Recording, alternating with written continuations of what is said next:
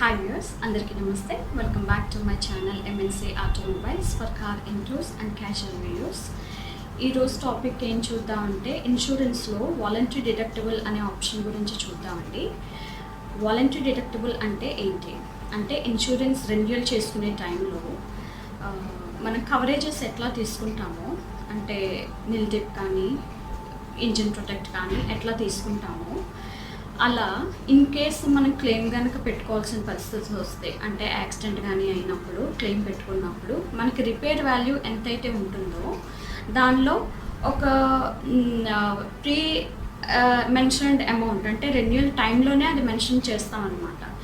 Customer declare చేసుకుంటారు ఒక 15,000 కానీ 20,000 కానీ నేను రిపేర్ వాల్యూలో ఇంత వాల్యూ నా అంతటా నా పాకెట్లోంచి నేను స్పెండ్ చేస్తాను అంటే సపోజ్ 60,000 రూపీస్ అయిందనుకోండి repair value.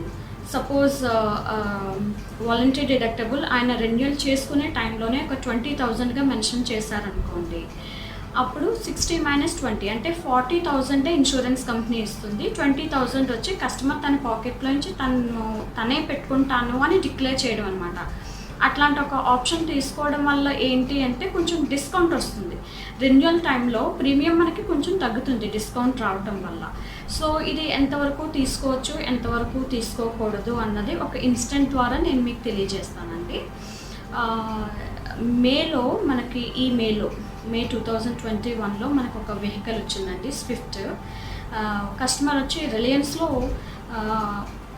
Insurance policy renewal తీసుకున్నారు. అది కూడా పాలసీ బజార్లో, అంటే వేరే ఏ ఫిజికల్ ఏజెంట్ ఇంటర్వెన్షన్ లేదండి. పాలసీ బజార్ మీకు ఐడియా ఉంటుంది, ఇంటర్నెట్లో పాలసీ బజార్ యాప్లో మనకి మన వెహికల్ డీటెయిల్స్ ఇస్తే ఒక 15 to 20 quotations from different insurance companies మనకి ఇస్తుంది. అందులో మనకి నచ్చిన ఇన్సూరెన్స్ కంపెనీలో మనం రెన్యూవల్ చేసుకోవచ్చు.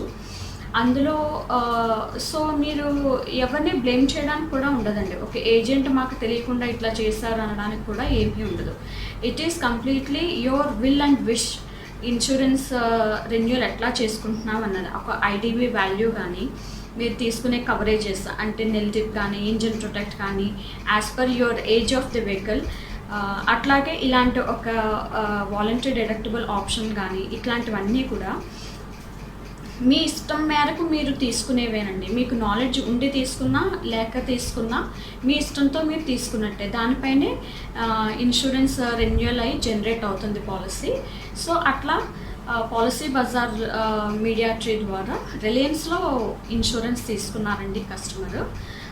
ఆయన వాలంటరీ డిడక్టబుల్ ఆప్షన్ 15,000 రూపీస్కి పెట్టుకున్నారండి. దాని ద్వారా ఆయనకి కొంచెం డిస్కౌంట్ వస్తుందన్నమాట at the time of renewal on premium. So dramatically ఏమైంది, ఆయన వెహికల్ యాక్సిడెంట్ అయినప్పుడు రిపేర్ వాల్యూ ఎగ్జాక్ట్గా 15,000 అయిందండి.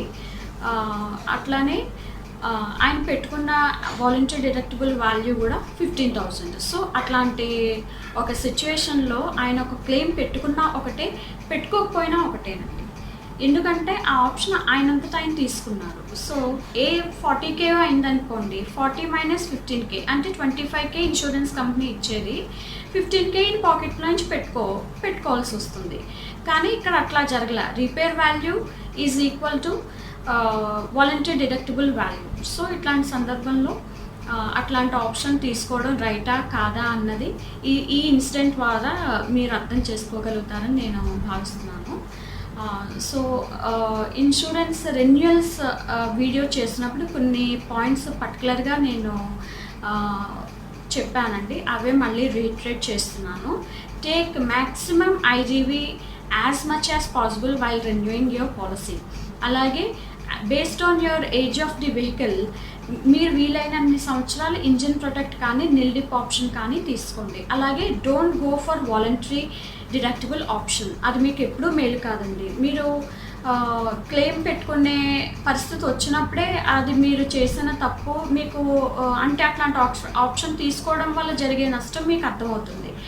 అట్లానే మీరు ఈ సంవత్సరం క్లెయిమ్ లేదు కదా, వేస్ట్ అయిపోయింది నేను పాలసీ కట్టిన అమౌంట్ మొత్తం అని అనుకోవద్దు. మీకు NCB in the form of NCB అంటే నో క్లెయిమ్ బోనస్ రూపంలో మీకు నెక్స్ట్ ఇయర్ ప్రీమియం వాల్యూలో డిస్కౌంట్ ఖచ్చితంగా వస్తుందండి. అట్లాగే క్లెయిమ్స్ లేనప్పుడు కంపెనీ కూడా మీకు మంచి డిస్కౌంటే ఆఫర్ చేస్తుంది. So while renewing your policy, I kindly request all of our users, all of our customers and viewers to concentrate on these points. Take good IDV value, take coverages as long as it is possible, either engine protect or nil dip, and don't go for voluntary deductible option. So this is all for today, Andy.